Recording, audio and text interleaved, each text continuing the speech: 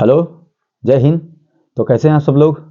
आइए हम अपने वीडियो को शुरुआत करते हैं और फिर से अगले क्लास के लिए हम लोग शुरुआत आगाज करते हैं। और आशा करते हैं कि इसके पहले वाला जो प्रीवियस वीडियो है वो आपको अच्छा लगा होगा। और आज हम फिर अपने वीडियो में बात करने वाले हैं विभिन्न प्रतियोगी परीक्षाओं में, जैसे बिहार पुलिस 22,771 पोस्ट, जो कि बहुत जल्द उसका नोटिफिकेशन आने वाला है।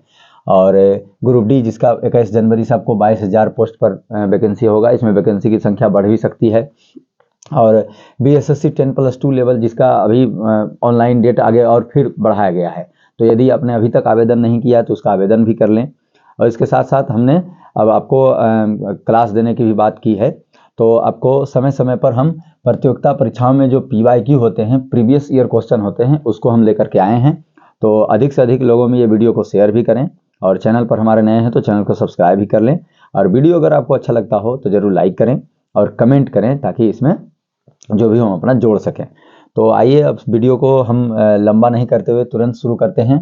और आपके लिए हमने कुछ क्वेश्चन बनाए हैं जो कि पुराने परीक्षाओं में पूछे गए हैं। और विविध प्रकार के मिसलेनियस क्वेश्चन आपको देखने को मिलेंगे, जिसमें खेलकूद, साइंस, सोशल साइंस, सभी प्रकार के क्वेश्चनों को यहाँ पर आपको, पॉलिटी, ज्योग्राफी और विभिन्न प्रकार के प्रतियोगी परीक्षाओं में आपको ये आने वाला प्रश्न होगा। तो आइए वीडियो को तेजी से शुरू करते हैं और आप लोग इसका जवाब देंगे और कमेंट करेंगे। तो सबसे पहला क्वेश्चन हमारा है कि आपको पश्चिम बंगाल कितने देशों से सीमाएं साझा करता है। तो सबसे पहले पश्चिम बंगाल हमारे भारत की एक आपको भारतीय राज्य है, जिसमें आपको कितने देशों से सीमाएं साझा करती है। तो इसमें आपको ऑप्शन के हिसाब से यहाँ आपको दो ऑप्शन है। ऑप्शन नंबर ए में है 2, ऑप्शन नंबर बी में है 4, और ऑप्शन नंबर सी में है 3, और ऑप्शन नंबर डी में आपको ये 1 है। तो यहाँ पर देशों से सीमाएं साझा करती है, इसका मतलब यहाँ पर आपको राज्यों से सीमाओं के साझा की बात की गई है। तो यहाँ ऑप्शन के प्रश्न में यहाँ पर मिस्टेक हो गया। तो आपको बता दें कि ऑप्शन के हिसाब से उस प्रश्न में आपको दो, ऑप्शन नंबर ए में 2 है, बी में 4 है, और सी में 3 है, और डी में 1 है। तो आपको बता दें ऑप्शन के हिसाब से आपको यहाँ सबसे अधिकतम को बात यहाँ रखना होगा, तो 4। बल्कि आपको बता दें कि पश्चिम बंगाल 5 राज्यों से, यानी भारत के 5 राज्यों से अपनी सीमा साझा करती है, जिनमें बिहार, झारखंड, उड़ीसा, उसके बाद असम और सिक्किम। तो इन 5 राज्यों से पश्चिम बंगाल सीमा अपनी साझा करती है। नेक्स्ट क्वेश्चन की ओर हम लोग आगे बढ़ेंगे। नेक्स्ट क्वेश्चन कहता है कि ओजोन दिवस कब मनाया जाता है। ऑप्शन नंबर है 16 सितंबर, ऑप्शन बी है 15 सितंबर, ऑप्शन सी है 12 सितंबर, ऑप्शन डी है 16 अक्टूबर। तो आपको हम बताते हैं ओजोन लेयर एक समताप मंडल और आयन मंडल के बीच में पाया जाने वाला एक उपमंडल है, मध्यमंडल में O3। तो ओजोन मंडल जो हमारा है वो हमारे सूर्य से निकलने वाली पराबैंगनी किरणों से पृथ्वी को बचाती है, और पृथ्वी पर पराबैंगनी किरणों से होने वाले हानिकारक विकिरण से होने वाले जो रोग होते हैं उनसे बचाती है। तो पृथ्वी में ओजोन परत जो है आपको कब मनाया जाता है ओजोन दिवस, तो आपको ऑप्शन नंबर ए यहाँ बिल्कुल सही होगा, 16 सितंबर। और आपको हम बताते चलें कि ओजोन दिवस आपको 16 सितंबर मनाया जाता है, और विभिन्न स्कूल कॉलेजों में इसके लिए गोष्ठी आयोजित की जाती है, क्विज कॉन्टेस्ट भी किया जाता है, ताकि लोगों को जागरूक बनाया जा सके। जिसके कारण है कि पराबैंगनी किरणों के पृथ्वी पर आने से बहुत सारी हानिकारक रोग उत्पन्न हो रही है। और ओजोन परत में छिद्र होने का भी कारण है हमारे द्वारा जो CFC क्लोरोफ्लोरोकार्बन, यानी CFC क्लोरोफ्लोरोकार्बन हमारे द्वारा हानिकारक गैसें निकलने से पराबैंगनी किरणों का यहाँ पर आगमन संभव हो पाया है। और आपको हम बता दें आपको क्लोरोफ्लोरोकार्बन AC, फ्रीज और कंटेनर, जैसे आपको पेय पदार्थ में जिसमें ड्रिंक आते हैं, एल्युमिनियम कैन वाले ड्रिंक, स्प्रे, परफ्यूम वगैरह में, ये आपको क्लोरोफ्लोरोकार्बन उससे उत्पन्न होता है। तो नेक्स्ट क्वेश्चन की ओर हम लोग आगे चलेंगे। अगला सवाल हमारा कहता है कि न्यूटन ने कितने नियम का प्रतिपादन किया था। ऑप्शन ए के हिसाब से 2, बी है 3, सी है 4, डी है आपको सी है 5, सी और यहाँ पर आपको ऑप्शन नंबर डी है 5। तो आपको बता दें न्यूटन ने 3 नियम का प्रतिपादन किया था, जिसे बल तथा गति के 3 नियम की व्याख्या करते हैं। जिसमें प्रथम नियम बल की परिभाषा देता है, द्वितीय नियम से बल का व्यंजक प्राप्त होता है, और तृतीय नियम से क्रिया के प्रति विपरीत प्रतिक्रिया के आपको माना जाता है। तो न्यूटन ने अपने यहाँ पर बल गति का नियम 3 नियम पारित किया था। तो न्यूटन ने अपना 3 नियम दिया था। बल तथा गति संबंधी 3 नियम। नेक्स्ट क्वेश्चन की ओर हम लोग आगे चलेंगे। प्रश्नकाल के ठीक बाद के काल को क्या कहा जाता है? तो शून्यकाल, वार्ता काल, मतदान काल और मध्यांतर काल। तो प्रश्नकाल, ये आपको पॉलिटी से जुड़ा क्वेश्चन है, ये आपको PYQ क्वेश्चन में, प्रीवियस ईयर क्वेश्चन में ये प्रश्न पूछा गया था। तो ये आपको PYQ के हिसाब से आपको कहा जा रहा है कि मतलब पॉलिटी का क्वेश्चन है। तो प्रश्नकाल के ठीक बाद के काल को क्या कहा जाता है? तो राज्य विधानसभाओं में या लोकसभा में या राज्यसभा में प्रश्नकाल के ठीक बाद आपको प्रश्न पूछने की आपको छूट होती है सांसदों और विधायकों को। तो उस काल को क्या कहा जाता है? शून्यकाल या 0 आवर। आपको अंग्रेजी के ऑप्शन के हिसाब से 0 आवर मिल सकता है और यहाँ पर आपको शून्यकाल। तो ऑप्शन नंबर ए हमारा बिल्कुल सही है। शून्यकाल, प्रश्नकाल के बाद के समय को शून्यकाल कहा जाता है। तो आशा करते हैं कि आपको ये क्वेश्चन अच्छा लग रहा होगा। तो नेक्स्ट क्वेश्चन की ओर हम आगे बढ़ते हैं। फिर आप इसमें अपना ऑप्शन देखें। बिहार में पहला कांग्रेस अधिवेशन कहाँ हुआ था? Option A Gaya, option B Bhagalpur, option C Bankipur, option D Motihari. तो आपको हम बता दें कि बिहार में कांग्रेस का जो अधिवेशन हुआ था वो आपको कहाँ हुआ था? तो बिहार में जो कांग्रेस का अधिवेशन हुआ था वो कहाँ हुआ? तो ऑप्शन के हिसाब से आपको हम बता दें, बिहार में कांग्रेस का अधिवेशन, बिहार में कांग्रेस जब पार्टी के गठन के बाद 2 अधिवेशन हुए थे, जिनमें से एक प्रथम अधिवेशन और दूसरा द्वितीय अधिवेशन। तो आपको हम बता दें, बिहार में जो पहला कांग्रेस अधिवेशन हुआ था वो आपको बांकीपुर पटना में हुआ था 1912 ईस्वी में। 1912 ईस्वी में बांकीपुर पटना में हुआ, बांकीपुर पटना में हुआ। उसके बाद जो दूसरा कांग्रेस का अधिवेशन था वो आपको 1922 ईस्वी में गया में हुआ।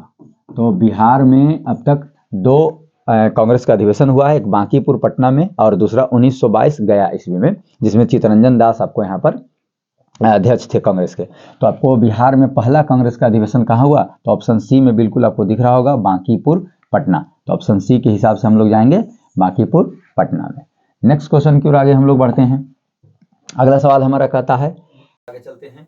नेक्स्ट क्वेश्चन हमारा कहता है कि पाटलिपुत्र को किस शासक ने सर्वप्रथम अपनी राजधानी बनाया था? ऑप्शन ए के हिसाब से आपको उदयन पाटलिपुत्र का, option B Ashok Mahan, option C Chandragupta Vikramaditya, option D Kanishka. तो यहाँ आपको बता दें पाटलिपुत्र को अपना राजधानी कौन ले गया था? तो मगध एक साम्राज्य था जिसके आपको शासक बिंबिसार, अजातशत्रु जैसे कई शासकों को यहाँ पर महान शासकों के रूप में गिना जाता है। तो अजातशत्रु का पुत्र उदयन था, उसने सबसे पहले पाटलिपुत्र को अपनी राजधानी बनाया। और उसके बाद मौर्य वंश के भी शासकों में चंद्रगुप्त मौर्य, बिंदुसार वगैरह कई राजाओं के आपको राजधानी पाटलिपुत्र ही रहा। तो अशोक मौर्य वंश हो या आपको मगध वंश के शासकों में उदयन, तो उदयन ने आपको सबसे पहले यहाँ पर ऑप्शन नंबर ए के साथ हम लोग जाएंगे कि पाटलिपुत्र को किस शासक ने सर्वप्रथम अपनी राजधानी बनाया? तो उदयन, पाटिल ग्राम की स्थापना उदयन ने पाटलिपुत्र के नाम से की थी। नेक्स्ट क्वेश्चन की ओर आगे बढ़ते हैं। भारतीय संविधान, ये भी आपको पॉलिटी का क्वेश्चन है और ये सभी क्वेश्चन आपको PYQ है, यानी परीक्षाओं में पूछे गए प्रश्न है, पुराने परीक्षाओं में पूछे गए प्रश्न है, विभिन्न प्रतियोगी परीक्षाओं जैसे दरोगा, BPSC वगैरह में। तो भारतीय संविधान की किस धारा के अंतर्गत आदिवासियों को कमजोर वर्ग का स्थान दिया गया है? ऑप्शन ए है 342, ऑप्शन बी है 352, ऑप्शन सी है 356, ऑप्शन डी है 360। तो आपको बता देते हैं कि भारतीय संविधान की धारा 342 के अंतर्गत आदिवासियों को कमजोर वर्ग शामिल किया गया, यानी शेड्यूल ट्राइब के रूप में बनाया गया है। इसके अलावा उनको बहुत सारे संरक्षण प्राप्त हैं और उसके साथ ही साथ उनको जैसे कि परीक्षाओं में या कहीं भी आरक्षण की व्यवस्था की गई है। तो सबसे अधिक आरक्षण वर्ग जो है उनमें सबसे अधिक आरक्षण की व्यवस्था आपको ST यानी शेड्यूल ट्राइब्स को है। तो भारत में आपको बहुत सारे आदिवासी निवास करते हैं, जैसे भील, संथाल, गोंड, मुंडा, ये सभी आदिवासी वर्ग हैं। तो आदिवासियों को धारा 342 अनुच्छेद का धारा 342 आपको 342 के द्वारा उनको कमजोर वर्ग की संज्ञा में रखा गया है। नेक्स्ट क्वेश्चन की ओर आगे हम लोग बढ़ेंगे। नेक्स्ट क्वेश्चन करता है कि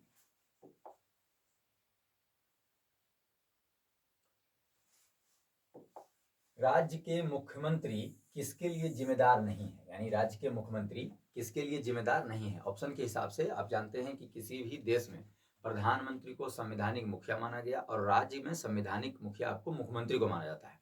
और किसी राज्य में राज्यपाल को वहाँ पर संवैधानिक प्रमुख माना जाता है, जिनमें आपको संविधान के आधार पर उनके नियम कानून होते हैं। और साथ ही साथ राष्ट्रपति देश लेवल पर आपको संवैधानिक मुखिया माना जाता है। यहाँ पर ऑप्शन के हिसाब से सवाल है कि मुख्यमंत्री किसके लिए जिम्मेदार नहीं है, यानी एक ऐसा कार्य है जो मुख्यमंत्री के अंतर्गत नहीं आता है, यानी मुख्यमंत्री के शक्ति में वो आपको शामिल नहीं है। तो ऑप्शनल क्वेश्चन है, आपको पॉलिटी से है, इंडियन पॉलिटी से है। राज्य प्रशासन चलाना, कानून और व्यवस्था बनाए रखना, राज्य की सुरक्षा करना और उपयुक्त में से कोई नहीं। तो यहाँ पर आपको बहुत ही एक कन्फ्यूजनल क्वेश्चन है। इस ऐसे प्रश्नों में विद्यार्थियों को कन्फ्यूजन बहुत ज़्यादा अधिक देखा जाता है। तो यहाँ पर हम देख रहे हैं कि मुख्यमंत्री किसके लिए जिम्मेदार नहीं, राज्य प्रशासन चलाना बिल्कुल जिम्मेदार है, और कानून और व्यवस्था बनाए रखना ये भी आपको उनकी जिम्मेदारी में आता है। राज्य की सुरक्षा, तो यहाँ पर आपको कन्फ्यूजन बन सकता है कि ये दोनों बात आपको राज्य की सुरक्षा से संबंधित हैं, जबकि राज्य की सुरक्षा की जिम्मेदारी आपको मुख्यमंत्री के अधीन नहीं होती है, वो उस आपको गृह मंत्री जिसे सामान्य प्रशासन एवं विभाग रखते हैं। तो आगामी बिहार में जो चुनाव संपन्न हुआ उसमें नीतीश कुमार के यहाँ लगभग 2005 ईस्वी से सामान्य प्रशासन एवं गृह विभाग रहता था, लेकिन इस बार एनडीए पार्टी में जो समर्थित पार्टी है बीजेपी, उनके आपको सम्राट चौधरी के हाथ में आपको गृह और सामान्य प्रशासन विभाग गया है। इसके अलावा आप बिहार में देख ही रहे होंगे। तो यहाँ पर राज्य की सुरक्षा व्यवस्था मुख्यमंत्री के अधीन नहीं होता है, वो गृह मंत्री या उप मुख्यमंत्री जिनके पास गृह मंत्रालय रहता है उनके पास होता है। तो ऑप्शन सी के साथ हम लोग बिल्कुल करेक्ट जाएंगे कि राज्य की सुरक्षा की जिम्मेदारी। नेक्स्ट क्वेश्चन की ओर हम लोग आगे चलेंगे। आपको इकोनॉमिक्स से क्वेश्चन है, वित्तीय घाटे डिफिसिट फाइनेंसिंग का तात्पर्य क्या है, यानी वित्तीय घाटा क्या होता है। खर्च से अधिक आय, अस्फीति यानी इन्फ्लेशन, सभी मदों से प्राप्त आय, खर्च कम और उपयुक्त में से कोई नहीं। ये आपको पीवाईक्यू सवाल है, इसमें आपको इकोनॉमिक्स से सवाल लिया गया है। खर्च से अधिक आय, तो ये वित्तीय घाटा को आपको नहीं प्रदर्शित करता है। घाटा का मतलब यहाँ पर लॉस ज़्यादा हो और इनकम जो है काफ़ी कम हो और लॉसेस अधिक होते हैं, तो ये आपको कट गया। अस्फीति इन्फ्लेशन, ऐसे स्थिति को कहा जाता है जहाँ पर मुद्रा वगैरह के दाम काफ़ी गिर जाते हैं, विश्व बाजार में पैसे की वैल्यू काफ़ी गिर जाती है, ये भी आपको। उसके बाद कह रहा है कि वित्तीय घाटा, सभी मदों से प्राप्त आय खर्च से कम, यानी खर्च से कम जो प्राप्त आय होगा वो आपको वित्तीय घाटे का से आपका तात्पर्य, यानी वित्तीय घाटे का शाब्दिक अर्थ आपको क्या हो गया, तो आपको हो गया सभी मदों से प्राप्त आय खर्च से कम। तो हम लोग ऑप्शन सी के साथ बिल्कुल करेक्ट जाएंगे कि सभी मदों से प्राप्त आय खर्च से कम। नेक्स्ट क्वेश्चन की ओर हम लोग आगे बढ़ते हैं। अगला क्वेश्चन हमारा कहता है कि निम्न में से कौन सा मूल अधिकार, निम्न में से कौन सा मूल अधिकार भारतीय संविधान द्वारा नागरिकों को प्राप्त किया गया, प्रदान किया गया, यानी ये आपको फिर पॉलिटी से सवाल है, कौन सा मूल अधिकार भारतीय संविधान द्वारा नागरिकों को नहीं प्रदान किया गया है। सवाल को बढ़िया से आपको देखना चाहिए, नहीं की बात की गई। तो सबसे पहले हम लोग मूल अधिकार संविधान के, तो संविधान के जो प्रस्तावना है उसमें मूल अधिकार, मूल कर्तव्य और के साथ साथ उसको कुंजी भी कहा गया है। तो आप समझ रहे हैं कि संविधान की जो मूल अधिकार है वो सभी नागरिकों को 6 मौलिक अधिकार मूल अधिकार के रूप में प्राप्त हुए हैं। और कर्तव्य की बात करते हैं तो अधिकार आपका हो गया, संविधान में मूल अधिकारों की संख्या आपको 6 है और मौलिक कर्तव्यों की संख्या, मौलिक कर्तव्यों की संख्या आपको 11 है, यानी संविधान में अधिकार कम और कर्तव्य आपको देश के प्रति ज़्यादा जागरूक करते हैं, यानी 11 है। अब यहाँ पर भी है कि भारतीय संविधान द्वारा नागरिकों को कौन सा अधिकार नहीं प्रदान किया गया। ऑप्शन को हम लेकर चलेंगे। देश के किसी भी भाग में बसने का अधिकार, ये बिल्कुल है। संविधान की धारा 370 के द्वारा जम्मू कश्मीर में अधिकार नहीं था, इसे समाप्त करके अब वहाँ भी दे दिया गया, तो ये आपको ऑप्शन गलत है। लिंग समानता का अधिकार आपको ये भी गलत है, नहीं देता है लिंग समानता, आपको बिल्कुल गलत है। सूचना का अधिकार, ये देखिए, ये हमारे साथ किसी भी नागरिकों को सूचना का अधिकार मूल नहीं माना गया, तो मूल अधिकारों में ये अधिकार नहीं शामिल है कि सूचना का अधिकार। सूचना का अधिकार आपको प्रशासनिक अधिकार है, हाँ उस पर आपको मिल सकता है। तो 2005 ईस्वी से आपको सूचना का अधिकार यहाँ पर लागू है, जो सबसे पहले राजस्थान से ये लागू किया गया था। तो सूचना का अधिकार आपको 2005 से भारत में लागू है, जिसे आपको राइट टू इंफॉर्मेशन RTI के नाम से भी जाना जाता है। तो नेक्स्ट क्वेश्चन की ओर हम लोग आगे चलेंगे। ये आपको इंडियन पॉलिटी का सवाल था। तो आपको क्वेश्चन कैसा लग रहा है जरूर कमेंट करें और जरूर लाइक करें वीडियो को, और सेशन को अधिक से अधिक लोगों में शेयर भी करें जिससे जानकारी बढ़े। नेक्स्ट क्वेश्चन हमारा कहता है कि आपको भारत और किस देश के बीच संयुक्त सैन्य अभ्यास साइक्लोन 2025 शुरू किया गया था। मतलब ये आपको करंट अफेयर से जुड़ा सवाल है, और आगामी जो जैसे 2000 आपको 1700 कुछ सीटों के लिए दरोगा की परीक्षा होने वाली है, उनमें से भी ये सब सवाल आपको बनाए जा सकते हैं। तो 18, 18 और 21 की जो परीक्षा है वो भी काफ़ी ध्यान दें। तो भारत और किस देश के बीच संयुक्त सैन्य अभ्यास को साइक्लोन 2025, ये आपको करंट अफेयर से जुड़ा सवाल यहाँ पर आ गया, आयोजित किया गया है। फ्रांस, मिस्र, रूस, नेपाल। तो आपको हम बताते हैं सैन्य अभ्यास होता क्या है। जैसे जो जिन देशों के साथ व्यापार संबंध अच्छे हैं और उनके साथ सैनिक संबंध अच्छे हैं, उन देशों के साथ संयुक्त सैन्य अभ्यास किया जाता है। यानी उनके देश के सैनिक और जिस देश के साथ संबंधित सैनिक है वहाँ आपस में ट्रेनिंग करते हैं, मॉक ड्रिल करते हैं और आतंकवाद सुरक्षा जैसे संबंधित विषयों पर बात करते हैं। तो यहाँ पर साइक्लोन 2025 जो सैन्य अभ्यास है वो हमारे मिस्र देश के साथ, मिस्र और भारत का आपको ये जो सैन्य अभ्यास हुआ था उसका नाम रखा गया साइक्लोन 2025। तो मिस्र देश के साथ और भारत देश के साथ जो हुआ उसको हम लोग साइक्लोन 2025 के नाम से जानते हैं। नेक्स्ट क्वेश्चन की ओर हम लोग चलेंगे। आपको इंडियन पॉलिटी से जुड़ा सवाल है। बिहार सरकार ने किस वर्ष सरकारी नौकरियों में महिलाओं के लिए 35% आरक्षण की व्यवस्था की है। तो आपको हम सबसे पहले बता दें बिहार राज्य की विशेषताओं के बारे में। बिहार एक ऐसा राज्य है जो किसी भी कानून के पारित होने पर किसी भी गठबंधन के साथ रहती हो, लेकिन कानून को पारित करने में महिलाओं के प्रति काफ़ी जागरूकता दिखाने का काम बिहार सरकार करती है। तो यहाँ भी महिलाओं के लिए जो 35% आरक्षण की बात है उसे 2016 ईस्वी से यहाँ पर आपको लागू किया गया था। और साथ ही साथ आपको हम बता दें कि बिहार एक ऐसा प्रथम राज्य है जो पंचायती राज व्यवस्थाओं में 50% जो महिलाओं के लिए सीटें हैं वो आरक्षित करने वाला प्रथम राज्य है। तो उसके साथ साथ पंचायती राज की बात करते हो, पंचायती राज की बात करते हो, पंचायती राज की बात करते हो, पंचायती राज में आपको 50% महिलाओं का जो आरक्षण है वो देने वाला प्रथम राज्य भी हमारा बिहार ही है। और महिलाओं के लिए 35% जो नौकरियों में आरक्षण की व्यवस्था, जैसे बिहार पुलिस हो गया या अन्य आगामी परीक्षाओं में, ये भी आपको बिहार है। और इसके बाद आपको हाल ही में एक कानून पारित हुआ था ज्वेलरी शॉप में हिजाब पहन के नहीं आने पर, उसमें भी बिहार सरकार ने सबसे पहले इस कानून को लागू करने का काम किया है। तो 2016 ईस्वी में आपको ये लागू किया गया था 35% आरक्षण व्यवस्था। नेक्स्ट क्वेश्चन हमारा कहता है भूगोल से जुड़ा क्वेश्चन है। भारत में झूम खेती, झूम खेती के बारे में हम लोग सबसे पहले जानेंगे। झूम खेती पहाड़ी इलाकों में अधिकतर की जाती है। वहाँ के आदिवासियों के द्वारा जो है झूम कृषि की जाती है, जिसमें पहाड़ी ढलानों पर जंगलों की सफाई करके उस जंगल को थोड़े भाग को झाड़ी वगैरह को जला दिए जाते हैं और उसके बाद उसको वहाँ पर जला करके और वहाँ पर खेती की जाती है, जिसमें जो रासायनिक पदार्थ हैं जैसे कार्बनिक पदार्थ हैं वो खाद का काम करते हैं। फिर वो खेत बंजर हो जाने पर 2-4 साल बाद फिर वह कृषि कहीं पर और शिफ्ट की जाती है। ऐसे लगातार झूम कृषि की जाती है। तो पहाड़ी क्षेत्रों में जो आदिवासी लोग होते हैं या आम क्षेत्रीय व्यक्ति भी होते हैं वो पहाड़ी क्षेत्रों में, तो झूम कृषि जो है वो पहाड़ी इलाकों में की जाती है।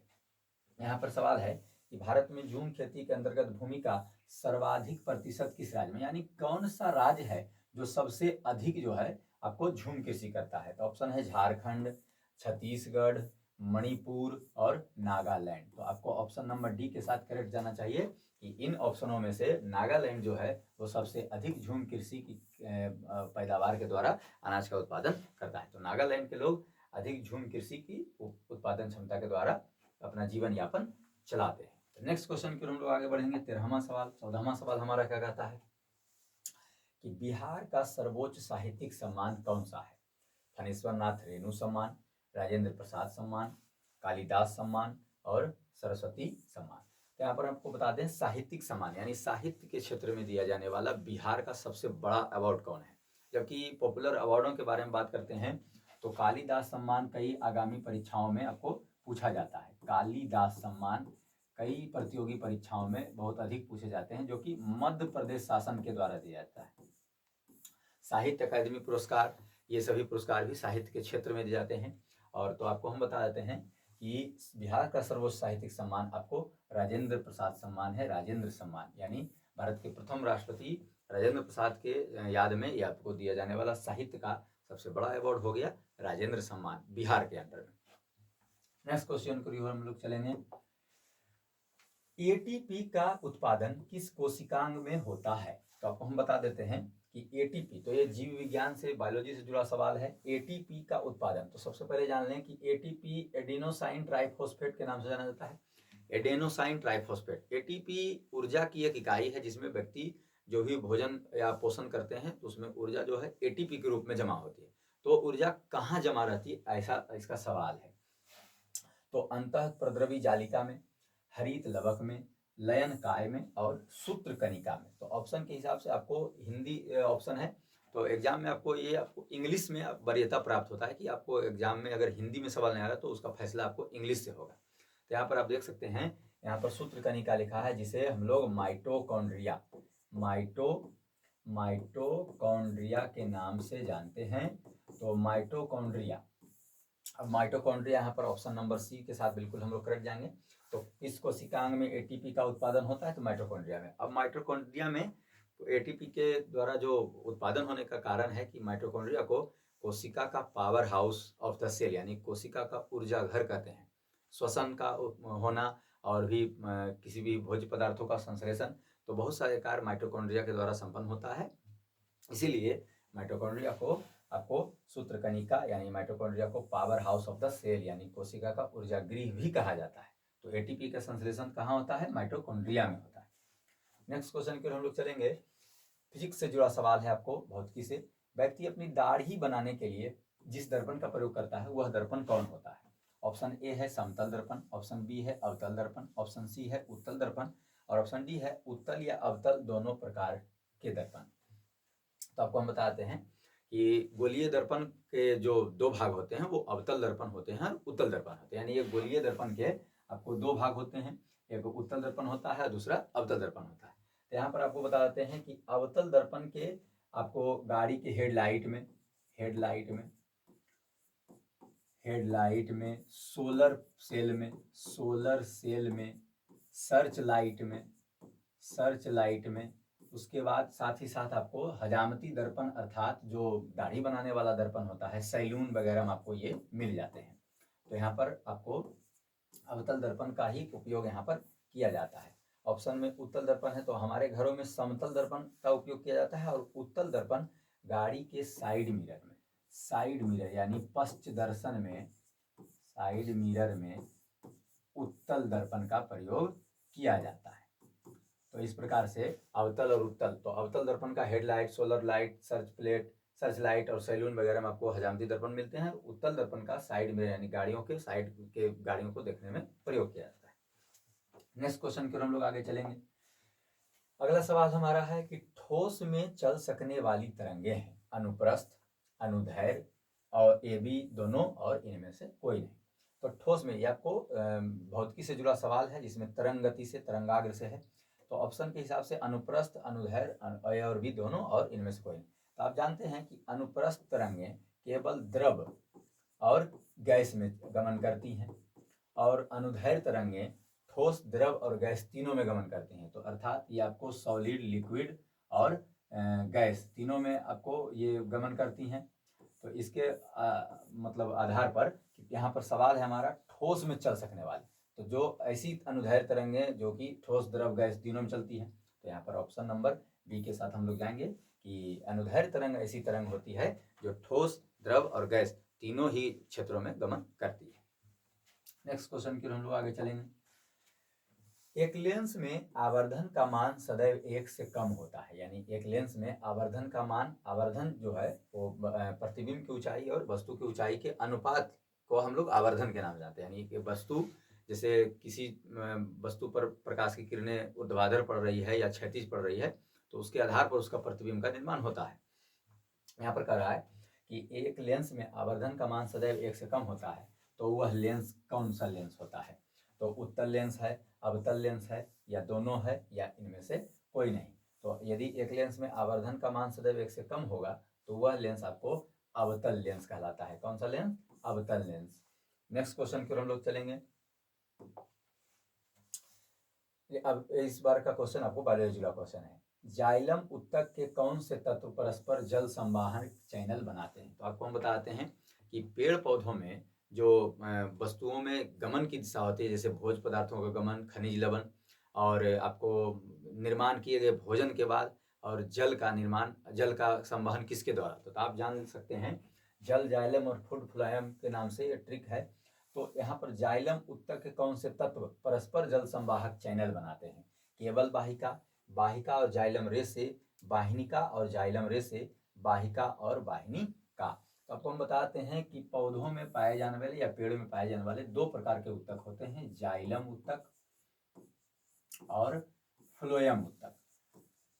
फ्लोएम उत्तक, तो यहाँ पर जाइलम उत्तक और फ्लोएम उत्तक की बात करते हैं तो जाइलम की बात की जा रही है। तो जाइलम के द्वारा जो होते हैं ये एक दिशीय है, यानी केवल आपको एक ही दिशा में गमन करता है, पत्तियों तक जाकर के भोजन बनवाने की क्रिया संपन्न कराता है। तो यहाँ पर आपको जाइलम के कह रहा है कि जाइलम में कौन सी? तो वाहिनिकाएं और जाइलम रेशे जो हैं मिल करके आपको जल संवाहक चैनल बनाते हैं, जिसके द्वारा पत्तियों तक रसारोहण के द्वारा, पृष्ठ तनाव के द्वारा, केशिका क्रिया के द्वारा आपको पत्तियों तक पानी पहुंचता है, जहाँ पर पत्तियां दिन के समय में प्रकाश संश्लेषण के द्वारा भोजन बनाती हैं, और उसके बाद वो अपना जो भोजन बन गया उसके बाद फ्लोएम का काम है, ये बहुदिशीय होती है, यानी सभी क्षेत्रों में इनका संवहन होने का गुण पाया जाता है। तो ये तैयार भोजन को पौधे या पेड़ के सभी अंगों तक, जैसे फल, फूल, बीज के पास पहुंचाते हैं और उनका वृद्धि हो पाता है। तो जाइलम, वाहिनिकाएं और जाइलम रेशों के साथ हम लोग बिल्कुल करेक्ट जाएंगे, ऑप्शन नंबर सी के साथ। नेक्स्ट क्वेश्चन कहता है कपास की पैदावार में अच्छी होती है, यानी खाली स्थान में आपको भरना है कि कपास की पैदावार में कौन सी फसल अच्छी होती है? तो काली मिट्टी, जलोढ़ मिट्टी, रेतीली या बलुई मिट्टी, या दोमट मिट्टी में। तो यहाँ पर कपास की पैदावार कौन सी मिट्टी में अच्छी होती है? तो आपको हम बता देते हैं कपास की पैदावार आपको यहाँ पर काली मिट्टी में अधिक होती है। तो काली मिट्टी को रेगुड़ के नाम से भी जानते हैं, यानी काली मिट्टी को रेगुड़ मिट्टी भी कहते हैं, इसका अन्य नाम आपको रेगुड़ मिट्टी भी मिलेगा। तो काली ही रेगुड़ है, तो काली मिट्टी को रेगुड़ मिट्टी के नाम से भी जानते हैं, और इसके आपको पैदावार, इसमें कपास सबसे अधिक पैदावार होती है, और ये मिट्टी आपको गुजरात, महाराष्ट्र, तमिलनाडु के कुछ क्षेत्रों में भी पाए जाते हैं, जहाँ पर आपको कपास के साथ साथ प्याज की भी अच्छी पैदावार वहाँ पर देखने को मिलती है। तो काली मिट्टी को रेगुड़ के नाम से भी जानते हैं, और साथ ही साथ यहाँ पर ऑप्शन नंबर ए के साथ हम लोग बिल्कुल करेक्ट जाएंगे कि कपास की पैदावार काली मिट्टी में अधिक होती है। नेक्स्ट क्वेश्चन हमारा क्या है? नेक्स्ट क्वेश्चन भी आपको भूगोल से जुड़ा सवाल है। बांदीपुर वन्यजीव अभयारण्य आपको कहाँ है? बांदीपुर वन्यजीव अभयारण्य कहाँ है? तो बांदीपुर वन्यजीव अभयारण्य कहाँ है? Option A Tamil Nadu, option B Rajasthan, option C Karnataka, और ऑप्शन डी केरला। तो बांदीपुर वन्यजीव अभयारण्य आपको कर्नाटक में पड़ता है। इसके अलावा भारत में बहुत सारे ऐसे वन्यजीव अभयारण्य हैं जहाँ पर जीव जंतुओं का संरक्षण किया जाता है, जैसे दुर्लभ प्राणी के जीव जंतु, पौधे, पादप, उनका संरक्षण किया जा रहा है। उसके अलावा आपको बांदीपुर तो कर्नाटक में हो गया, मानस आपको असम में पड़ता है, उसके बाद वाल्मीकि टाइगर रिजर्व आपको बाघ अभयारण्य के लिए है, जो कि बिहार में स्थित है, पश्चिमी चंपारण में स्थित है। तो नेक्स्ट क्वेश्चन की ओर हम लोग आगे चलेंगे। पशु और पौधे में सबसे बड़ी विविधता कहाँ पाई जाती है? तो पशु और पौधे में सबसे बड़ी विविधता, ये भी आपको भूगोल से जुड़ा सवाल है कि पशु और पौधों की जाति में सबसे बड़ी विविधता कहाँ पाई जाती है? ऑप्शन के साथ हम लोग जाते हैं शीतोष्ण पर्णपाती वन, उष्णकटिबंधीय आर्द्र वन, अत्यधिक प्रदूषित नदी, और मरुस्थलों में।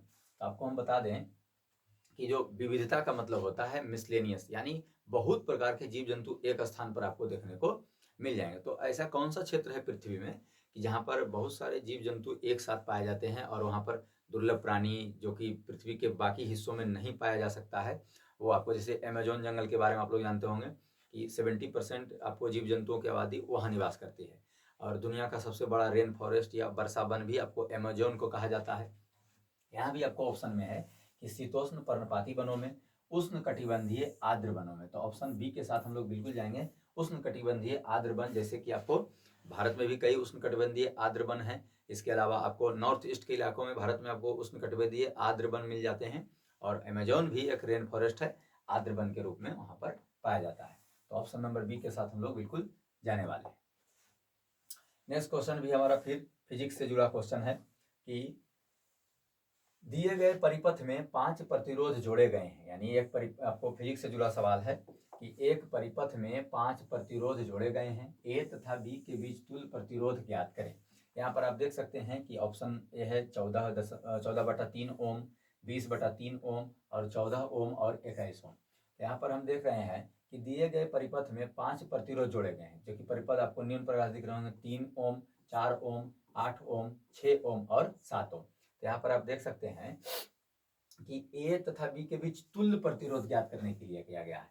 तो यहाँ पर तुल्य प्रतिरोध के लिए मान लीजिए हम इसको मान लेते हैं R1 प्लस R2, यानी दो आपको रेजिस्टेंस 1 और रेजिस्टेंस 2। तो यहाँ पर आपको R1 और R2 के मान ज्ञात करने के लिए कहा गया है, तुल्य प्रतिरोध ज्ञात करने के लिए कहा है। तो यहाँ पर होता है, इसका फार्मूला है R1 गुना R2 बटा R1 प्लस R2। तो यहाँ पर आपको बता दिया गया है R1 हमारा आपको हो गया 4 और 3 ओम, और उसके बाद आपको R2 हो गया 8 और 14। तो 8 और 14 7 और गुना 14 अब बटा 7 और प्लस 14। तो 14 इंटू 7 98 हो जाता है 98, और 14 7 21 हो जाते हैं। इसको आप डिवाइड करेंगे तो आपको 14 7 बार में और 3 से 7 बार में, तो आपको नंबर ए के साथ हम लोग बिल्कुल जाएंगे 14/3, यानी 14/3 ओम का तुल्य प्रतिरोध हमको यहाँ पर प्राप्त होगा। तो दिए गए परिपथ में 5 प्रतिरोध जोड़े गए हैं ए तथा बी के बीच, यानी ए तथा बी के बीच हमको तुल्य प्रतिरोध ज्ञात करना है। तो आपको 14/3। नेक्स्ट क्वेश्चन की ओर हम लोग आगे चलेंगे। निम्नलिखित में से कौन सा कथन गलत है? बीमारियों और उनके जांच को सही रूप में दोनों स्तंभों से मिलान करें। यानी यहाँ पर एक बीमारी है, इस साइड में आपको मान लिया इसका हम नाम स्तंभ ए रख देते हैं और स्तंभ बी रख देते हैं। तो यहाँ पर बीमारी और उसके संबंधित जांच से आपको मिलाना है। तो Widal test, Mantoux test, tourniquet test, ELISA test और पीसीआर टेस्ट। ऑप्शन नंबर इधर बी में है मलेरिया रोग, डेंगू बुखार रोग, टीबी रोग, टाइफाइड रोग और HIV रोग। यहाँ पर आप समझ सकते हैं कि आपको जैसे दरोगा की परीक्षा होने वाली है, इसमें आपको कथन और कारण और मिलान से अधिक सवाल पूछे जाएंगे। तो मिलान में होता क्या है कि आपको बहुत कम समय में जल्दी सा जवाब देना होता है।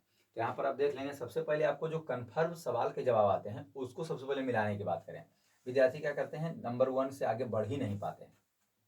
तो यहाँ पर आप जानते होंगे कि बिडाल टेस्ट आपका टाइफाइड रोग में होता है, तो आपको हम 3 से इसको मिला देंगे।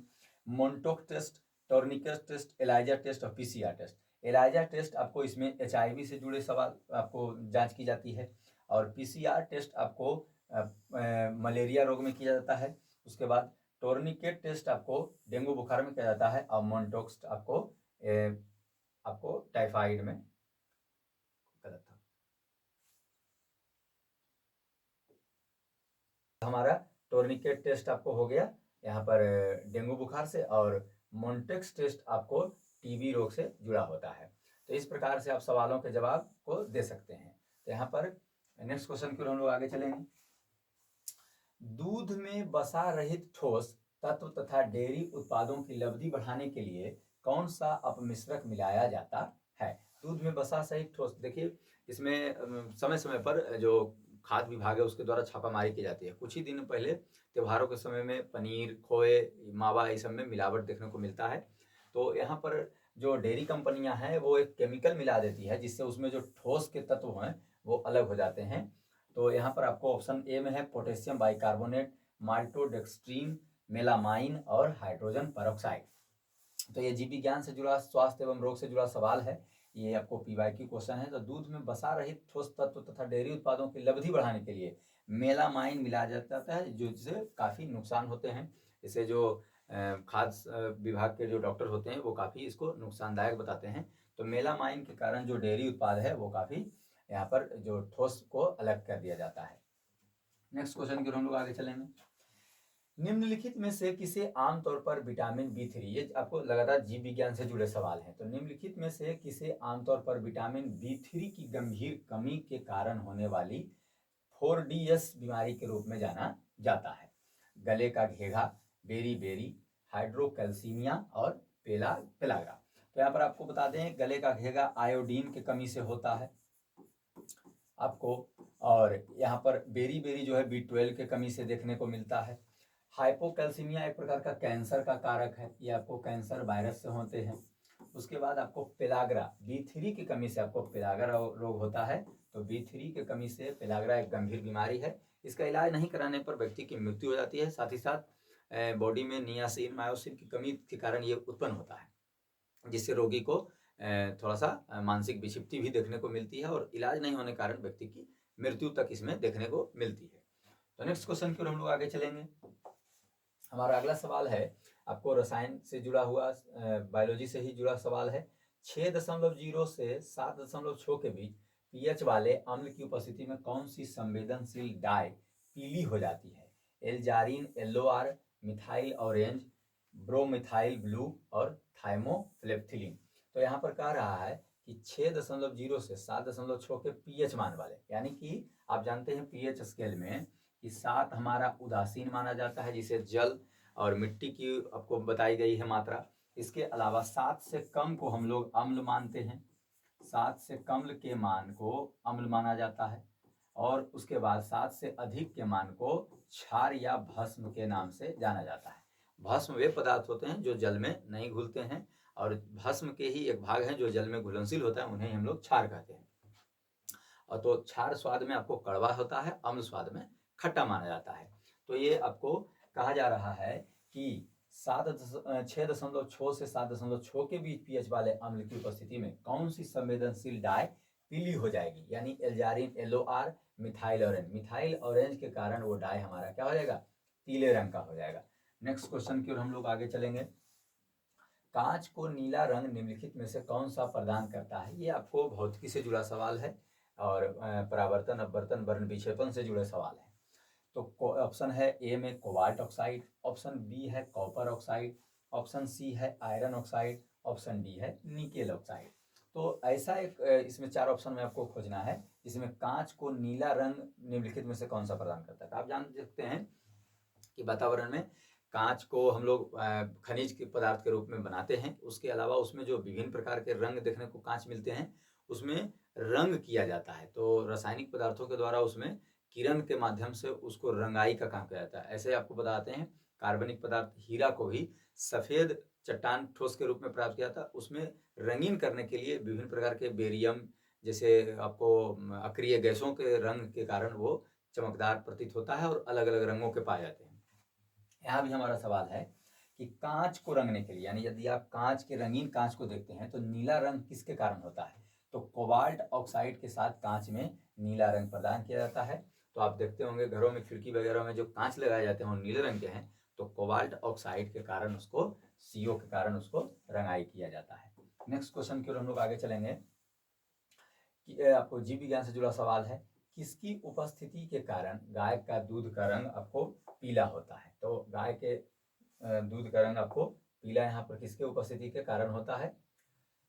ऑप्शन है जेंथोफिल, ऑप्शन बी है राइबोफ्लोविन, ऑप्शन सी है राइबोल्यूज और ऑप्शन डी है कैरोटीन। तो किसकी उपस्थिति के कारण गाय का दूध का रंग पीला होता है? तो आप जानते हैं कि गाय के दूध का रंग आपको कैरोटीन के कारण यहाँ पर पीला देखने को मिलता है। और मूत्र का पीला रंग आपको यूरोक्रोम के होता है। तो ऑप्शन के हिसाब से आपको ये ध्यान रहे इस बात का कि मूत्र का जो पीला रंग होता है वो यूरोक्रोम नामक वर्णक के कारण होता है। तो विभिन्न जीवों के मूत्र के रंग यदि पीले होते हैं तो उसका कारक यूरोक्रोम नाम का एंजाइम है, वर्णक है। तो गाय के दूध का रंग पीला कैरोटीन के कारण होता है और मूत्र का पीला रंग आपको यूरोक्रोम के कारण होता है। नेक्स्ट क्वेश्चन की ओर हम लोग आगे चलेंगे। जीव विज्ञान से जुड़ा सवाल है। पौधों में जाइलम उत्तक किस पदार्थ का संवहन करता है? इसके पहले में भी आप सवाल देख रहे थे, तो जाइलम से ही जुड़ा सवाल था। तो पानी और खनिज लवण, खाद और इनमें से कोई नहीं। तो इसके लिए आपको सर्वाधिक प्रसिद्ध ट्रिक है जल, जाइलम और फूड फ्लोएम, J से J और F से F। यहाँ पर कह रहा है कि पौधों में जाइलम उत्तक किस पदार्थ का संवहन करता है? तो जाइलम पानी और खनिज लवण और खाद्य पदार्थ का। तो आप जान सकते हैं कि जाइलम जो है पानी और उसमें घुलित खनिज लवण का संवहन करते हैं। ऑप्शन नंबर सी के साथ हम लोग बिल्कुल करेक्ट चलेंगे। और खाद्य पदार्थों का संवहन आपको बता देते हैं फ्लोएम। फ्लोएम एक ऐसा उत्तक है, पादप उत्तक है जो बहुदिशीय होता है, यानी कि जो प्रकाश संश्लेषण के दौरान पौधे पत्तियों में भोजन तैयार करते हैं, उसके बाद हमारे फ्लोएम का काम है कि सभी दिशाओं में फैल करके पौधे के विभिन्न अंगों तक, जैसे फल फूल बीज आदि तक भोजन, तैयार भोजन को पहुंचाना और उसमें वृद्धि और पोषण करना। नेक्स्ट क्वेश्चन की ओर हम लोग आगे चलते हैं। नेक्स्ट क्वेश्चन हमारा कहता है कि जलियांवाला बाग हत्याकांड की जांच के लिए सरकार ने किस समिति का गठन किया था? तो जलियांवाला बाग हत्याकांड का सरकार ने किस समिति का गठन किया था? तो जलियांवाला बाग हत्याकांड सबसे पहले कब हुआ है, तो इसके बारे में हम लोग देख लेते हैं। 13 अप्रैल 1919 ईस्वी को जलियांवाला बाग हत्याकांड अमृतसर में घटित हुआ। तो 1319 ईस्वी को जलियांवाला बाग हत्याकांड संपन्न हुआ। इसका उत्तरदायी आपको जनरल डायर नाम के एक अंग्रेज अधिकारी था। उसने यहाँ पर सुन रखा था कि जलियांवाला बाग में, जो कि अमृतसर में स्थित है, वहाँ पर कुछ लोग बैठक कर रहे थे, जिसमें से कारक था कि पंजाब में उस समय क्रांतिकारी गतिविधियों को कंट्रोल करने के लिए सरकार ने रॉलेट एक्ट कानून लाया था, काला कानून जिसे कहा गया। तो उसी के संवेदनशील मामलों को देखते हुए तेज बहादुर सप्रू और सैफुद्दीन किचलू को गिरफ्तार कर लिया गया। उसी के छुड़वाने के लिए मीटिंग वहां चल रहा था, जिसे आपको हंसराज नामक व्यक्ति ने जनरल डायर को इस बात की सूचना दी और जनरल डायर पुलिस बल के साथ वहां पर आता है और अंधाधुंध फायरिंग करता है, जिसमें हजारों लोग मारे जाते हैं। तो उसके बाद जो अंग्रेज सरकार की, उसे पूरी दुनिया में थू थू मच गई, जिसके भरण पोषण के लिए उसने कौन सी कमेटी का गठन किया था? तो इस प्रकार से आपको जलियांवाला बाग हत्याकांड की जांच के लिए चेम्सफोर्ड समिति, डायर समिति, मॉन्टेग्यू समिति या हंटर समिति। तो ऑप्शन नंबर डी के साथ हम लोग जाएंगे। जलियांवाला बाग हत्याकांड 13 अप्रैल 1919 को अमृतसर पंजाब में घटित हुआ, जिसमें हंटर समिति नाम का आयोग बनाया गया था, जिसने उसकी जांच की थी। नेक्स्ट क्वेश्चन की ओर हम लोग आगे चलेंगे। कहता है, यह भी आपको हिस्ट्री से जुड़ा क्वेश्चन है। रॉलेट एक्ट के विरोध में किसने लगान न देने का आंदोलन चलाने का सुझाव दिया था? ऑप्शन है अबुल कलाम आजाद, रविन्द्रनाथ टैगोर, गांधी जी और स्वामी श्रद्धानंद। तो आपको हम बताते हैं कि अप्रैल 1919 में जलियांवाला बाग हत्याकांड रॉलेट एक्ट के कारण ही संपन्न हुआ, क्योंकि अंग्रेजों ने पंजाब में जो क्रांतिकारी गतिविधि थी उस समय काफी बढ़ गई थी।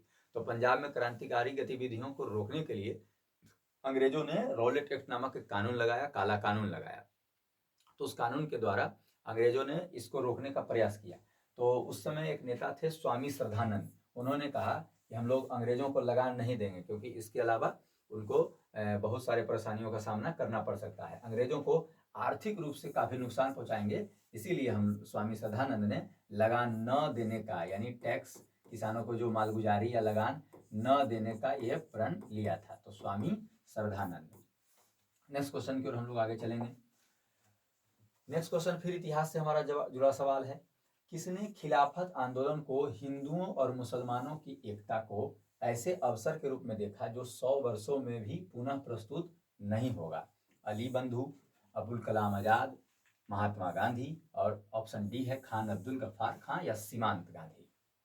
तो आपको हम बताते हैं कि जब महात्मा गांधी दक्षिण अफ्रीका से भारत लौटे, आपको 9 जनवरी 1915 ईस्वी को, तो भारत में काफी फूट की बात अंग्रेजों ने चला दी थी, फूट डालो राज करो। तो हिंदू मुसलमान में एकता काफी नहीं के बराबर थी। उसी दौरान अंग्रेजों ने तुर्की के जो शासक होते थे उनको खलीफा पद लगाया जाता था, तो अंग्रेजों ने इस खलीफा पद को निरस्त कर दिया। तो भारत के भी मुसलमान इस बात का विरोध कर रहे थे और साथ ही साथ खलीफा को बहुत सारे संरक्षक जो बनाने का मांग भी कर रहे थे कि पश्चिमी सभ्यता के संरक्षक बनाया जाए और उसमें आपको जो भी मुस्लिम समुदाय के जो कम्युनिटी के जो भी धर्मस्थल हैं उसके खलीफा पद उसको घोषित किया जाए वापस। तो गांधी जी इसी अवसर का लाभ उठाते हुए सोचे कि हिंदू मुस्लिम एकता का ये सबसे अच्छा अवसर है, और वे भी लखनऊ में जो खिलाफत आंदोलन अली बंधु चला रहे थे और उसमें जाकर के शामिल होते हैं और भारतीय मुसलमानों को एक सूत्र में बांधने का काम करते हैं। तो Mahatma Gandhi option number C के साथ हम लोग बिल्कुल जाएंगे कि अली बंधु और के द्वारा चलाए जा रहे खिलाफत आंदोलन को हिंदू और मुसलमानों की एकता के रूप में महात्मा गांधी ने पिरोने का काम किया था। नेक्स्ट क्वेश्चन की ओर हम लोग आगे चलेंगे। हमारा फिर क्वेश्चन आपको हिस्ट्री से जुड़ा है कि 14 जुलाई 1942 को वर्धा में महात्मा गांधी ने कांग्रेस की कार्यकारिणी समिति में अपने भारत छोड़ो आंदोलन की चर्चा की। उस समय समिति के अध्यक्ष कौन थे? ऑप्शन है राजगोपालाचारी, जवाहरलाल नेहरू, अबुल कलाम आजाद और एनी बेसेंट। तो आपको हम बता देते हैं कि महात्मा गांधी आपको 1942 में भारत छोड़ो आंदोलन चलाए, उसके बाद आपको अंग्रेज यहाँ पर से गए थे। तो इसके अलावा गांधी जी ने सविनय अवज्ञा आंदोलन, असहयोग आंदोलन, दांडी मार्च और बहुत सारे आंदोलनों को, जैसे चंपारण सत्याग्रह है, उसे आंदोलन की संज्ञा में नहीं रखा गया है। तो भारत छोड़ो आंदोलन की जब बात चल रही थी तो 14 जुलाई 1942 को वर्धा गुजरात में है, उसी स्थान पर आपको भारत छोड़ो की चर्चा की थी। उस समय मौलाना अबुल कलाम आजाद भारतीय कांग्रेस के क्या थे, अध्यक्ष थे। तो इसके बाद 1942 के बाद 43 में भी अबुल कलाम ही आपको अध्यक्ष चुने गए थे। नेक्स्ट क्वेश्चन की ओर हम लोग आगे चलेंगे कि निम्न में से किस सुल्तान ने कुतुब मीनार की आपको 5वीं मंजिल का निर्माण करवाया था? कौन से सुल्तान ने? तो कौन से सुल्तान ने, निम्न में से किस सुल्तान ने कुतुब मीनार की 5वीं मंजिल का निर्माण कराया था? कुतुबुद्दीन ऐबक, इल्तुतमिश, फिरोज शाह तुगलक, इनमें से कोई नहीं। तो आपको बता दें, कुतुबुद्दीन ऐबक जो कि गुलाम वंश का संस्थापक था, उसने सबसे पहले कुतुब मीनार ख्वाजा बख्तियार काकी जो कि एक सूफी संत थे, उसके ख्वाजा बख्तियार काकी के याद में कुतुब मीनार का निर्माण कराना शुरू कराया। तो उसके बाद उनके निर्माण कराते कराते 3-4 सालों में उनकी मृत्यु हो गई। तो फिर उनके दामाद और नेक्स्ट गुलाम वंश का राजा इल्तुतमिश ने उसके कार्य को पूरा करवाया। उसके बाद आपको यहाँ पर तुगलक वंश का शासक फिरोज शाह तुगलक अर्थात FST के भी नाम से ये मशहूर था। तो फिरोज शाह तुगलक ने कुतुब मीनार पर 5वीं मंजिल का निर्माण करवाया और साथ ही साथ अलाउद्दीन खिलजी नाम के शासक ने भी यहाँ पर, अलाउद्दीन खिलजी जो कि खिलजी वंश का शासक था, यहाँ पर अलाई दरवाजा का निर्माण करवाया, जिसे कुतुब मीनार का प्रवेश द्वार कहा जाता है। तो अलाउद्दीन खिलजी ने अलाई दरवाजा बनवाया था जो कि कुतुब मीनार के ही बगल में है, अलाई दरवाजा। तो अलाई दरवाजा से जुड़ा अगर सवाल आपको आ गया तो अलाई दरवाजा का निर्माण अलाउद्दीन खिलजी ने करवाया था। नेक्स्ट क्वेश्चन की ओर हम लोग आगे चलेंगे। भारत में तांबा गलाने का आधुनिक कारखाना सबसे पहले कहाँ खुला? तूतीकोरिन, गुमला, घाटशिला, जमशेदपुर। तो सबसे पहले आप जानते होंगे, यहाँ पर आप कंफ्यूजन का शिकार हो सकते हैं क्योंकि जमशेदपुर को इस्पात कारखाना के नाम से जाना जाता है। तो यहाँ पर तांबा गलाने का कारखाना की बात करते हैं तो वो घाटशिला जो कि झारखंड में ही अवस्थित है। ये आपको 3 ऑप्शन में जो 3 शहर हैं वो आपको झारखंड में है, गुमला, जमशेदपुर और घाटशिला झारखंड में पड़ते हैं। और आपको तूतीकोरिन जो है तमिलनाडु में पड़ती है। तो तूतीकोरिन तमिलनाडु का क्षेत्र है, यहाँ पर नहीं। आपको घाटशिला में तांबा गलाने का सबसे पहला कारखाना खुला था। इसके अलावा जमशेदपुर में टाटा स्टील की स्थापना हुई थी और गुमला में भी आपको स्टील सिटी की स्थापना करवाई जानी थी, लेकिन उसको शिफ्ट करके बोकारो कर दिया गया। नेक्स्ट क्वेश्चन की ओर हम लोग आगे चलेंगे। बिहार का पहला ह्यूमनॉइड रोबोट कौन है? नेक्स्ट क्वेश्चन की ओर हम लोग देख रहे हैं। तो बिहार का पहला ह्यूमनॉइड रोबोट है सुमेध, आइरिस, मानव और व्योमित्र। तो बिहार का पहला ह्यूमनॉइड रोबोट आपको सुमेध के नाम से जाना जाता है। तो बिहार से जुड़ा सवाल आपको, सुमेध नाम का रोबोट बिहार का आपको ह्यूमनॉइड प्रथम रोबोट है। नेक्स्ट क्वेश्चन की ओर हम लोग आगे बढ़ेंगे। निम्नलिखित में से कौन स्वच्छ जल संसाधनों का स्रोत नहीं है? नदी, ऑप्शन बी है महासागर, ऑप्शन सी है बर्फ की चादर, ऑप्शन डी है भूजल। तो आपको हम बता देते हैं कि हमारी पृथ्वी में 71% क्षेत्र में आपको जल है और 29% क्षेत्र में आपको स्थल है यानी लैंड है। तो यहाँ पर आप देख सकते हैं कि 71% में जो जल है वो अधिक मात्रा में महासागरों में अवस्थित है।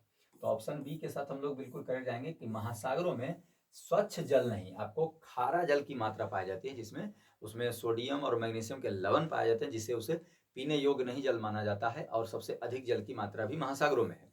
और उसके अलावा बहुत कम मात्रा में स्वच्छ जल है, जिसमें से आपको ग्लेशियर के रूप में है, झरनों में है, नदियों में है, उसके बाद भूमिगत जल के रूप में है, जिसे हम पीने के रूप में उपयोग करते हैं। तो सबसे अधिक जल की मात्रा भी आपको महासागर में है और स्वच्छ जल महासागर को संज्ञा में नहीं रखा गया, उसमें सोडियम और मैग्नीशियम के लवण पाए जाते हैं, जिसके कारण ये आपको खारा महसूस होता है।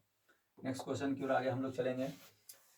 किसके द्वारा दिव्यांग व्यक्तियों के लिए सक्षम ऐप लॉन्च किया गया? यानी सक्षम ऐप जो है वो दिव्यांग व्यक्तियों के लिए किसके द्वारा लागू किया गया? तो दिव्यांग व्यक्तियों के लिए जो डिसेबल्ड कैटेगरी में होते हैं, जैसे विकलांग श्रेणी में पैर से विकलांग हो या आंख से विकलांग हो या उनको हियरिंग या किसी प्रकार के लॉसेस देखने को मिलते हैं, तो उसके लिए भारत सरकार ने एक ऐप लॉन्च की है जिसमें उसको, तो ये किस विभाग के द्वारा लॉन्च की गई है? तो आप ऑप्शन के साथ चल सकते हैं। आप करेक्ट ऑप्शन को जरूर कमेंट करें।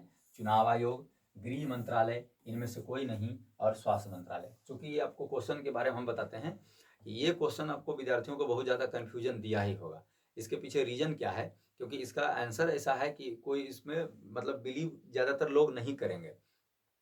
तो आपको हम बता देते हैं कि जो ये ऐप्स बनाने का काम किया है वो चुनाव आयोग। तो चुनाव आयोग के बारे में तो हम तो जानते हैं कि ये चुनाव संपन्न करवाता है, गिनती करवाता है और सरकारों का निर्माण करवाता है। तो ऐप तो लॉन्च नहीं कर सकता, जबकि चुनाव आयोग ने ही दिव्यांग व्यक्तियों के लिए सक्षम नाम का ऐप लॉन्च किया था। ऐसे में विद्यार्थी आपको स्वास्थ्य मंत्रालय मार सकते हैं, क्योंकि दिव्यांग व्यक्ति का जो सर्टिफिकेट है वो हॉस्पिटल में बनने का काम होता है।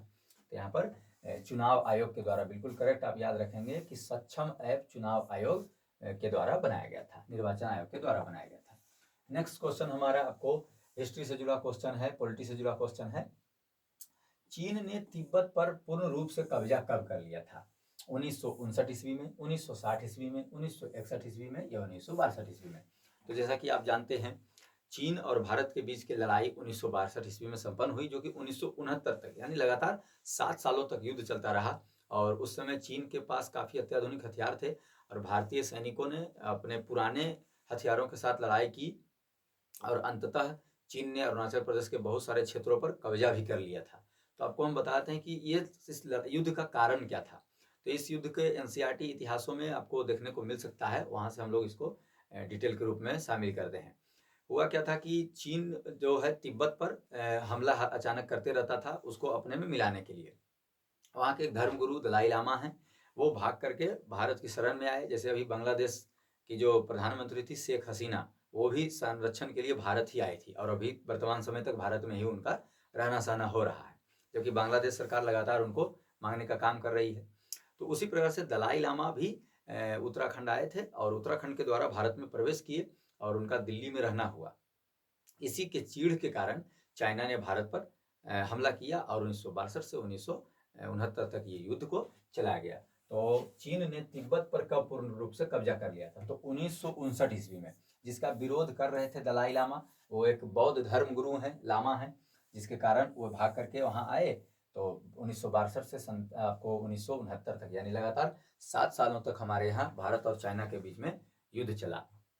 तो 1959 में चीन ने तिब्बत को कब्जा करके और उस पर मिला लिया। नेक्स्ट क्वेश्चन की ओर हम लोग चलेंगे।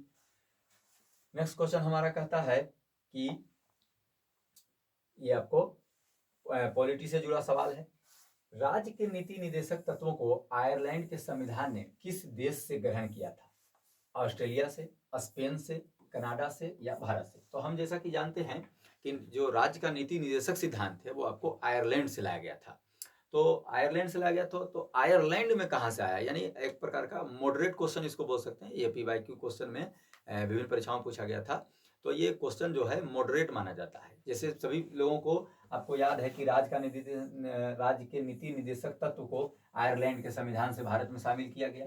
लेकिन आयरलैंड के संविधान को किस देश से लिया गया? तो यहाँ पर 4 ऑप्शन है, ऑस्ट्रेलिया, कनाडा, भारत और स्पेन। तो आपको हम बता देते हैं कि आयरलैंड से तो भारत आया, जबकि आयरलैंड को किस देश से? तो स्पेन देश से उन्होंने लिया था। तो आयरलैंड से हमारे यहाँ और आयरलैंड को स्पेन के यहाँ से गया था। ऑप्शन सी के साथ आप बिल्कुल करेक्ट जाएंगे कि स्पेन से उनके पास राज्य के नीति निदेशक तत्व को शामिल किया गया था। नेक्स्ट क्वेश्चन की ओर हम लोग आगे बढ़ते हैं।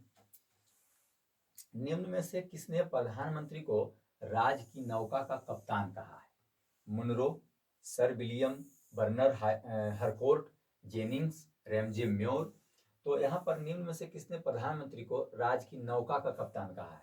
मुनरो, मर्लिन मुनरो नाम के व्यक्ति ने राज्य के किसी देश के प्रधानमंत्री को राज्य की नौका का कप्तान कहा है, क्योंकि जो देश के खींचने का काम है वो किसी देश के प्रधानमंत्री को, क्योंकि संवैधानिक पद पर राष्ट्रपति आसीन होते हैं, जबकि जो कार्य प्रणाली जो है वह प्रधानमंत्री के आधार पर सलाह पर ही राष्ट्रपति कर पाते हैं। तो मर्लिन मुनरो ने किसी देश के प्रधानमंत्री को राज्य की नौका का कप्तान कहा था। नेक्स्ट क्वेश्चन की ओर हम लोग आगे बढ़ेंगे। नेक्स्ट क्वेश्चन हमारा भूगोल से जुड़ा सवाल है कि भारत में विश्व के कितने % आबादी निवास करती है। में विश्व के कितने % आबादी निवास करती है? 15.5%, 17.5%, 19.5% या 21.5%। तो अब जैसा कि जानते हैं कि वर्तमान समय में भारत विश्व में आबादी में प्रथम स्थान पर है और पॉपुलेशन में प्रथम स्थान पर है। दूसरे स्थान पर आपको चाइना है, यानी जनसंख्या में 1 नंबर पर हमारा भारत है और दूसरे नंबर पर आपको चाइना चला गया है।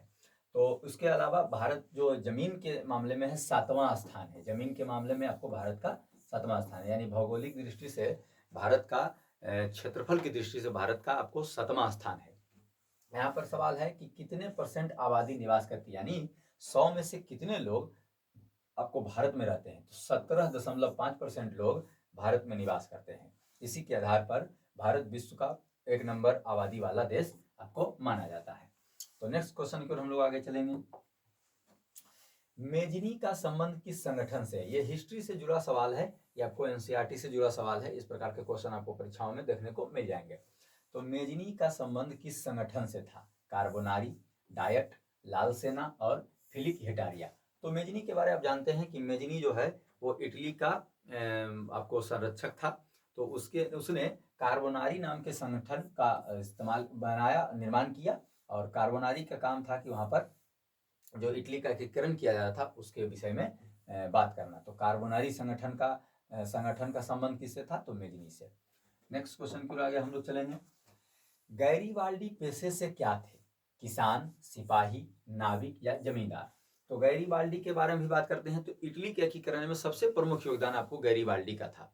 गैरीबाल्डी पेशे से एक नाविक थे और वो नाव चलाया करते थे और साथ ही साथ छोटे मोटे खेती बाड़ी भी किया करते थे। फिर इटली का एकीकरण करवा करके वो आम जीवन जीने लगे और उनसे ये भी कहा गया कि आप कुछ बनते हैं, कुछ पद ग्रहण करिए, लेकिन उन्होंने इसको ठुकरा दिया और वापस अपने किसान वाला जिंदगी जीने लगे।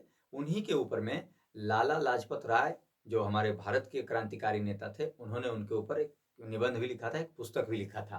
तो गैरीबाल्डी पेशक से नाविक थे, नाव चलाया करते थे। नेक्स्ट क्वेश्चन की ओर हम लोग आगे बढ़ेंगे। नेक्स्ट क्वेश्चन हमारा कहता है आईसीसी, ये क्रिकेट से जुड़ा सवाल है, ये करंट है। आईसीसी चैंपियन ट्रॉफी 2025 में किसे प्लेयर ऑफ द सीरीज चुना गया था? रोहित शर्मा, विराट कोहली, सचिन रविंद्र, वरुण चक्रवर्ती। इनमें से आपको 3 ऑप्शन भारतीय क्रिकेट खिलाड़ियों के हैं, जबकि ये नाम आपको भारतीय लग रहा होगा, लेकिन ये क्रिकेट खिलाड़ी आपको न्यूजीलैंड से खेलते हैं। तो ये आपको बता दें कि जो आईसीसी चैंपियन ट्रॉफी जो हुई थी उसमें 2025 में player of the series Sachin Ravindra को चुना गया था, जो कि न्यूजीलैंड के खिलाड़ी थे।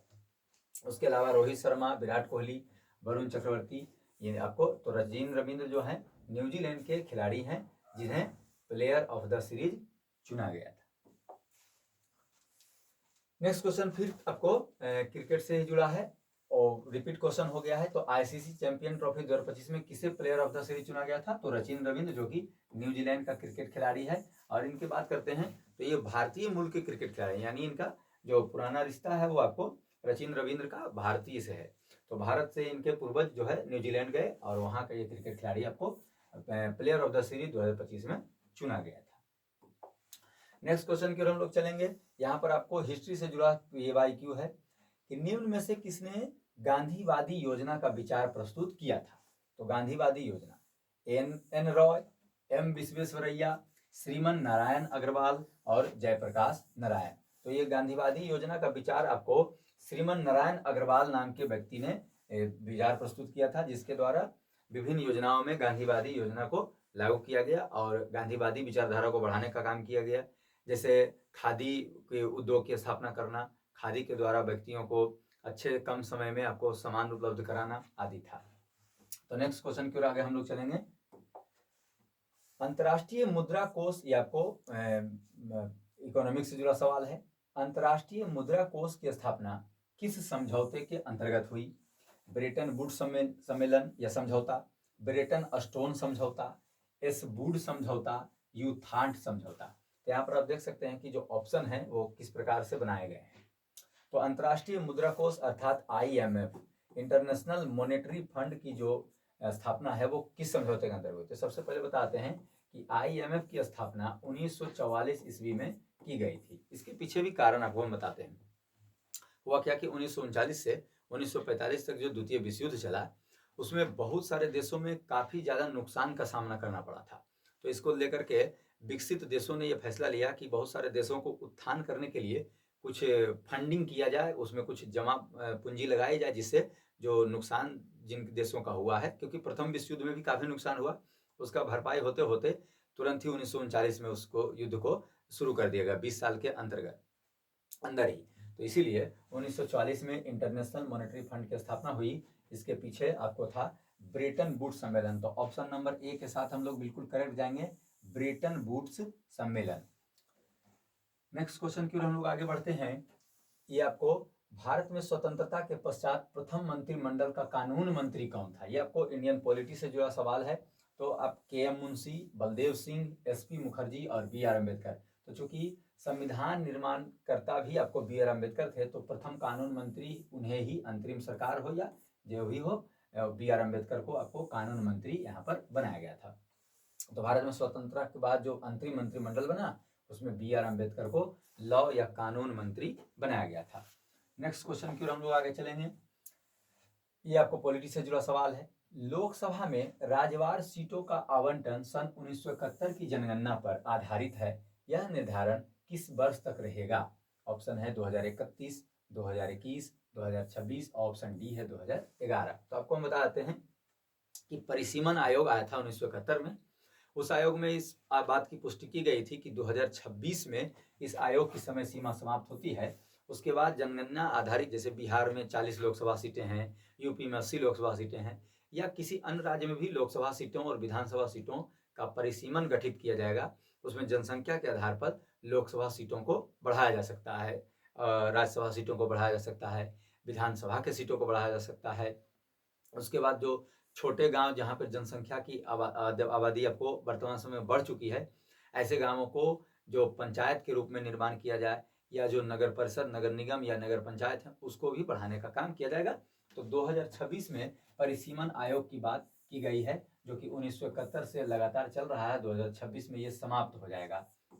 तो इस बार आपको अगर परिसीमन आयोग आता है, तो बहुत सारे पंचायत, बहुत सारे जिलों की भी संख्या आपको देखने को मिल सकती है। उन जिलों में लोकसभा की संख्या बढ़ाई जा सकती है। तो नेक्स्ट क्वेश्चन की हम लोग आगे चलेंगे। आशा करते हैं कि ये सेशन आपको अच्छा लग रहा होगा।